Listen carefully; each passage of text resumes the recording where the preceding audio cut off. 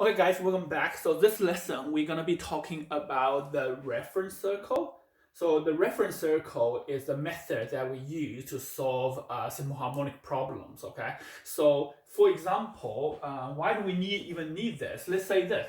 If we have the equation d equals vt, right? So this equation can only be used to solve problems for a certain situation. That's when the speed is not changing, right? If the speed is changing, and then we will need to use the kinematic equation. So, and kinematic equation can only be used, when does it be used? It's only used when the acceleration is constant. If the acceleration is constant, then we can use the kinematic equations, right? And then we have projectile motion where it's like the acceleration in one dimension is changing, the other dimension horizontally stay the same. Then we will need to use a horizontal and vertical component to analyze the motion that we have over here, right? So, and now when we have simple harmonic motion, we have an object and it's bouncing up and then bouncing down. And you can see the acceleration is constantly changing. That's because the acceleration is going to be proportional to the negative y. Say if I have a pendulum, right? So when pendulum is at this side over here, that is when the acceleration is very big, right? Okay, and then when it's going to start to go over here, now the acceleration is going to become a lot smaller. So acceleration originally is 5 meters per second square. Now it's going to become 2 meters per second square. And when it's landing in the exactly middle, that's when the acceleration is going to equal to 0.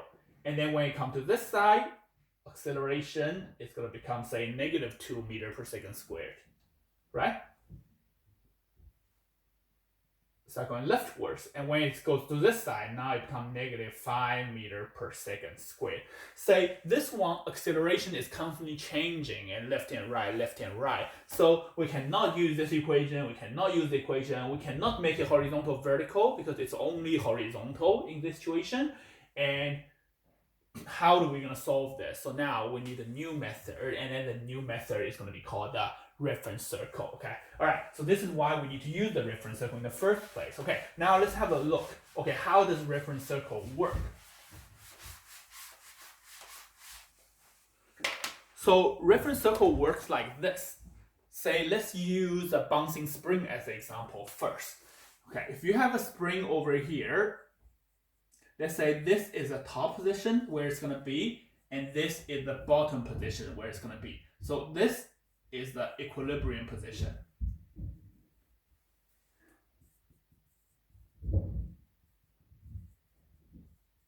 In the middle. And so it's going to bouncing and up and down, okay? And so what we're going to do is we're going to draw some 3 lines over here like that.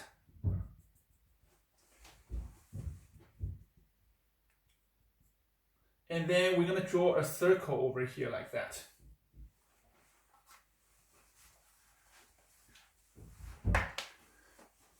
Let me draw it a little bit better. Okay, so this is a bit tilted because I was drawing from sideways. Okay, so say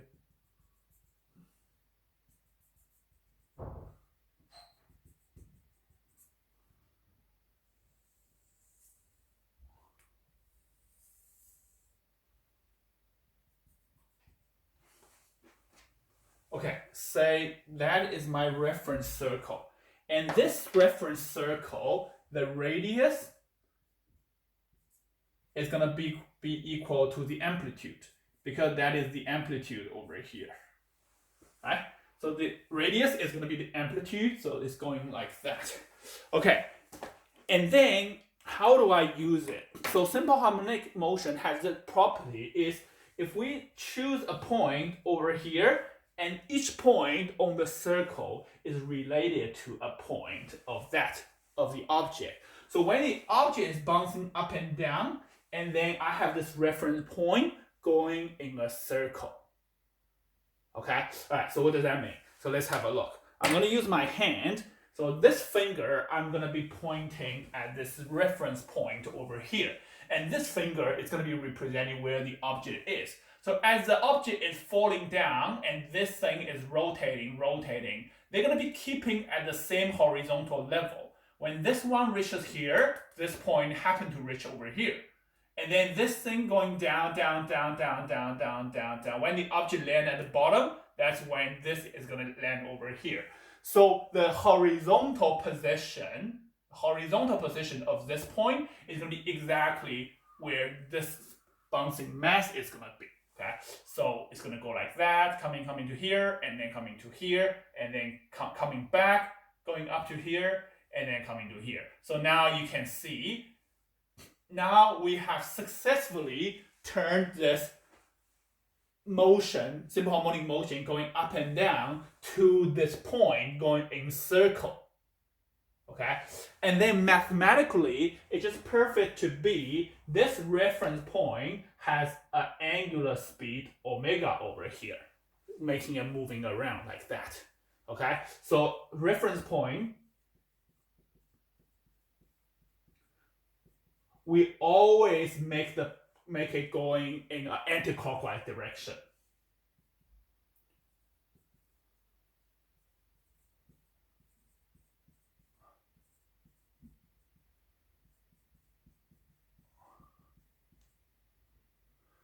Reference point always goes anti-clockwise and travels at a constant speed, or constant angular speed,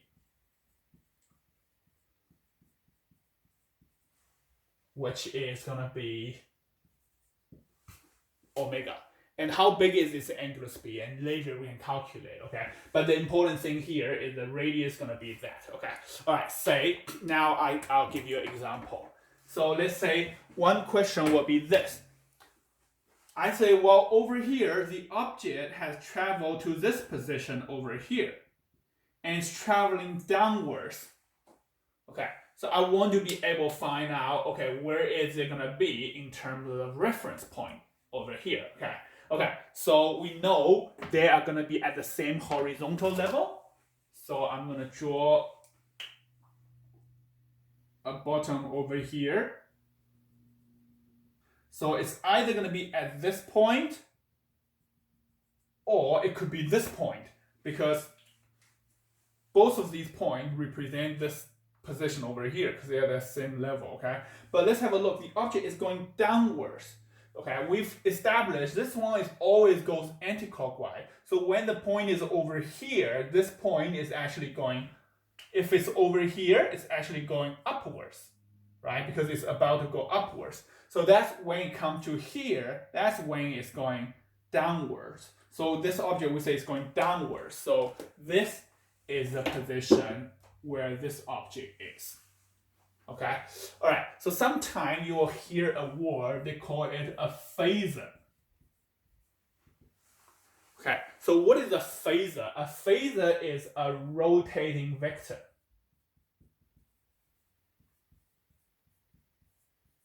Okay, so if they ask you to draw the phasor, okay, so rotating, so this is the phasor. The arrow is going to be rotating, rotating, rotating. Then they're going to say, well, draw the phasor of this particular position. Okay, so that is when it's over here, like that. So this is going to be the phasor. Okay, okay. So, and well, typically the question they ask you will be this. They say this. They tell you the amplitude. For example, I'm going to make this into a question, and then you can see how this can apply and be used for simple harmonic motion. Okay, so say this. Say the spring has a period of, let's say, 4 seconds. That's a period. So that means in 4 seconds, it's going to go from top to bottom, top again. Or you can say it's going from the bottom, up, down, up again. Okay, or down, up, down again. Okay, so all this thing is going to go in a circle in 4 seconds. Okay, all right, and then we'll say the amplitude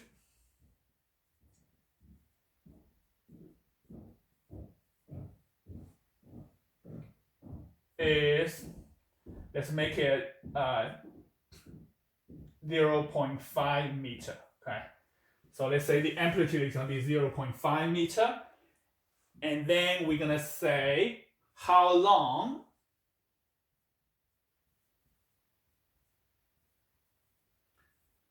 does it take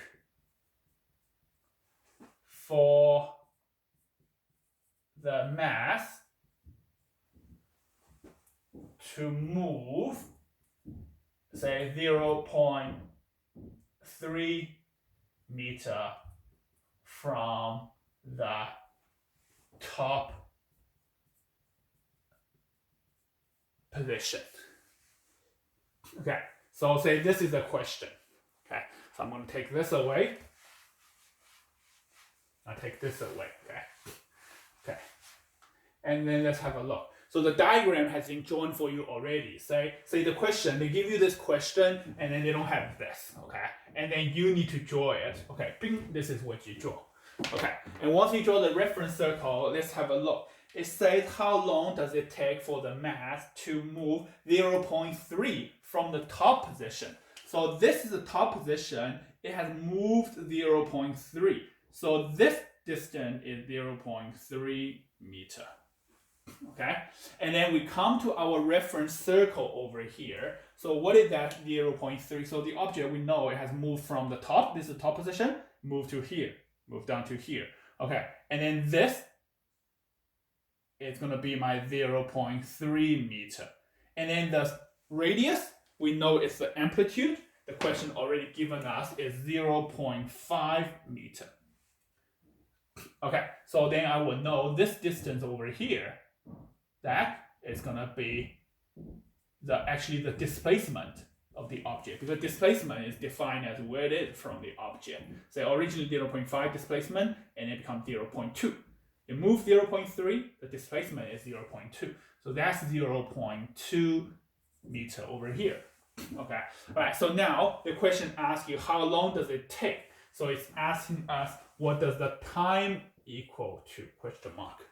Okay, all right, so now we can't calculate over there because the acceleration is always changing. So let's come to here. We're going to use the reference circle to calculate. Okay, so period is going to be t. So from period, I can calculate what is the angular speed. Okay, so omega, we're using all the equations we know from the circular motion. Omega equals to 2 pi over t, right? Or 2 pi f. In the equation given us is 2 pi f, and then which is equal to pi over t. So I can put this in here, 2 times 3.14 divided by period, which is 4 seconds. So that will become 1.57 rad per second. Okay, so now I know how fast this thing is rotating, okay, angular speed. If I can find the angle, then I will be able to know how long does it take from here to here. Okay, so how do I find the angle? So we want to find the angle it has turned, which is this angle over here. Because when it moves from here to here, that's when it's moving from here to here. So it turned the angle of theta. Okay, so now I got my numbers over here. I'm going to use cosine theta. It's going to equal the y over the amplitude. Because that's the y, the radius, and that is the amplitude over here, which equals to 0.2 divided by 0.5. Let's give it 0.4. Okay.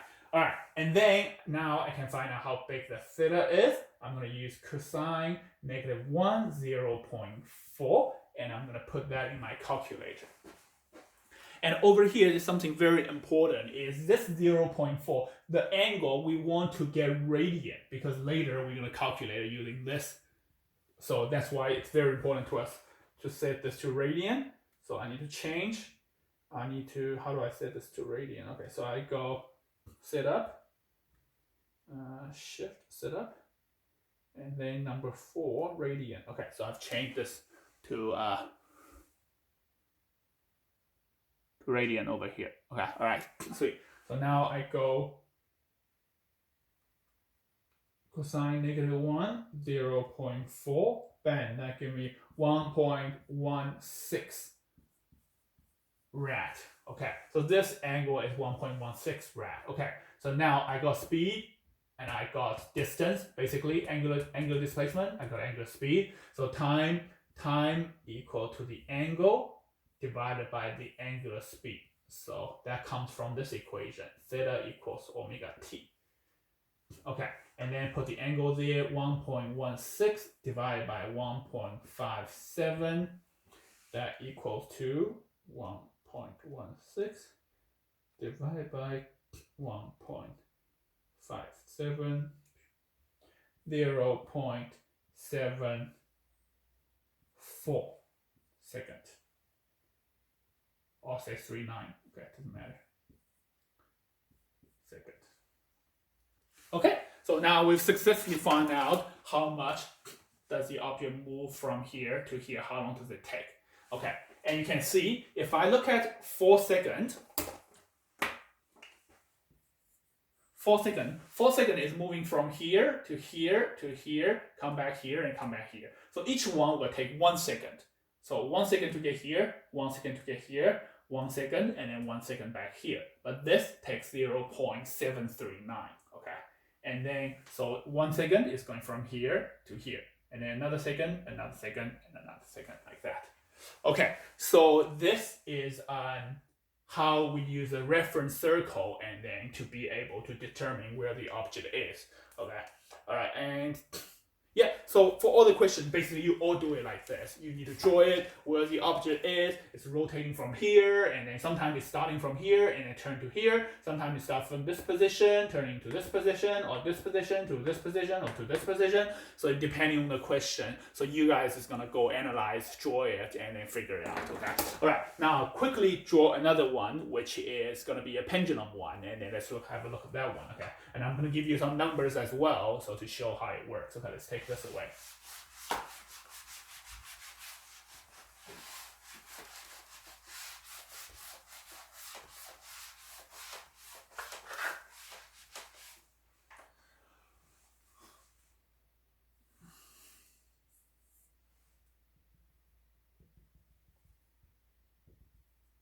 Okay, so the pendulum only works as a simple harmonic motion if the angle is really small. In fact, if it's only 5 degrees, so you can consider this moving horizontal. Okay, so that's when you can consider as a simple harmonic motion. Otherwise, you can't consider as a simple harmonic motion.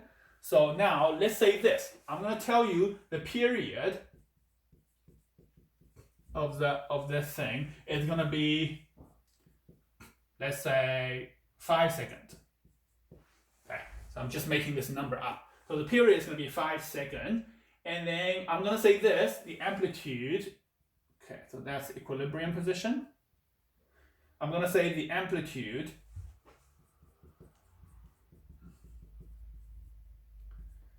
A is going to equal to, let's say, 2 meters.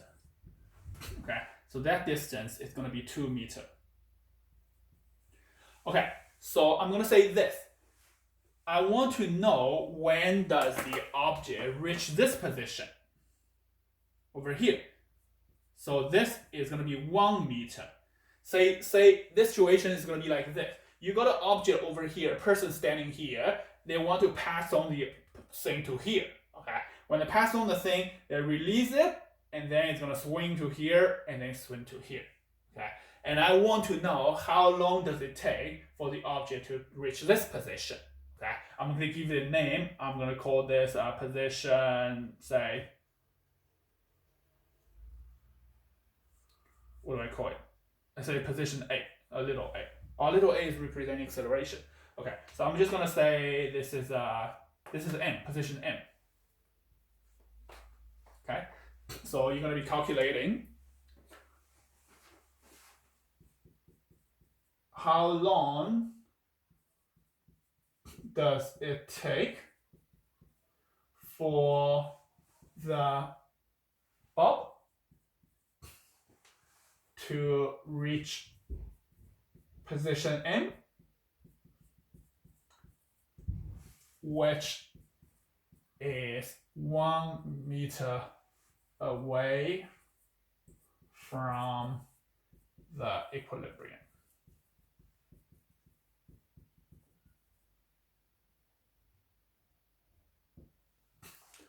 Okay, so what we need to do is we need to draw a reference circle to calculate this, do this question. Okay, say this. So now a reference circle, I need to draw it underneath it. Okay, so I'm going to draw a few points, 2 meter, 2 meter, 2 meter. Okay, so that's going to be my circle.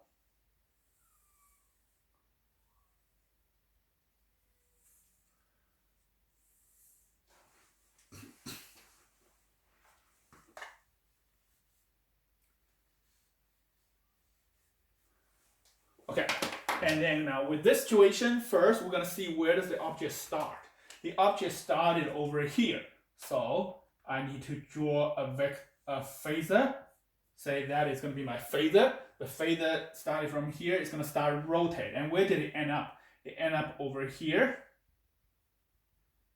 which is the bottom here, because it's going here and going to the right at this instant. And that is going to be my angle theta that I need to calculate, right? Okay, so let's try it out.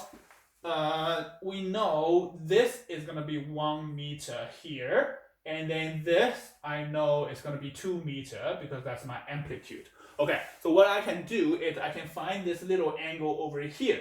If I can find the little angle over here, and then I will be able to calculate the big angle because it's 180 degree minus that little angle, right? So I'm going to call this angle, let's call it, what do we call it? I would want to call it alpha, but alpha is going to be angular acceleration. I guess I can call it alpha, it doesn't matter. Because we're not going to be using angular acceleration. So let's say this is the angle alpha. Okay. So angle alpha, so cosine angle alpha is going to equal to 1 over 2 equal to 0.5. Put it in the calculator. Alpha is going to equal to cosine -1, 0.5. Let's not call it alpha. I think it's just because we use alpha over here. Let's call it gamma then. Let's say this is gamma. Angle gamma. Okay, so gamma equal to that. Put it in the calculator. -1, 0.5. Give me 1.05 rad. Okay, if this is 1.05 rad, and then how much is theta? So theta equals to, that's 180 degree, which is pi, minus gamma equals 3.14 minus 1.05. That will give me 2.09 rad. So this thing has rotated this much, and then that's when this moves to here. Okay, all right, so now let's find another one. So the other one is, okay, now we need to know the angular speed, omega. Again, omega equals 2 pi f equal to pi over t.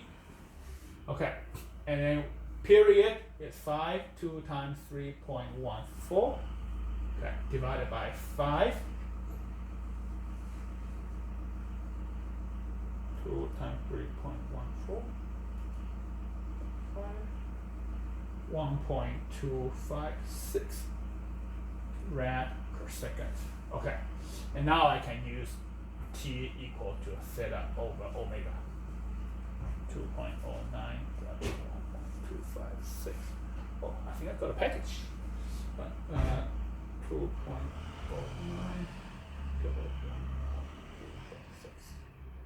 by 1.66 second. Okay, so now I find out, it's 1.66 second. Okay, all right, so I mean, this method, it can go backwards. They can give you the time. Once they give you the time, they can go back, ask you where the object is going to be. And then you're going to do exactly the same thing. You're going to put time here, you're going to use this, then you're going to go backwards, try to find the angle. And once you see how many angle it rotates, and then you will know, okay, say start over here, you rotate here, here, bam, land it over here. Then you know the object is going to be over here. So, and or you can say, well, it only rotate to here, or you have rotate to here, or you have rotate all the way to here. So depending on the time, how do you know that? Because the period is say 5 seconds, and then you'll say, well, each quarter is gonna be 1.25 seconds. Just divide by 2. It's 1.25, then it's gonna land here. It's gonna land here, then land here, then here. So you just use that to figure it out. Okay. All right. So I think that's it for the lesson over here. So you can do some questions in your book. The best question to do will be on your book. This reference circle questions. So these are really good questions. Okay. And the next one we're gonna talk about phasors and simple harmonic motion equations, which is a little bit more complicated, but this is the fundamental, super important. Okay. All right. Send me an email if you got any questions, and I'll upload the answer from your homework, your school's booklet. Like I've already uploaded the booklet, so the homework answers that I will upload it as well, because Mrs. John had written the answer for you guys. So, but if you got this textbook, then you can just use the textbook. Okay. All right. So have a good day and stay safe.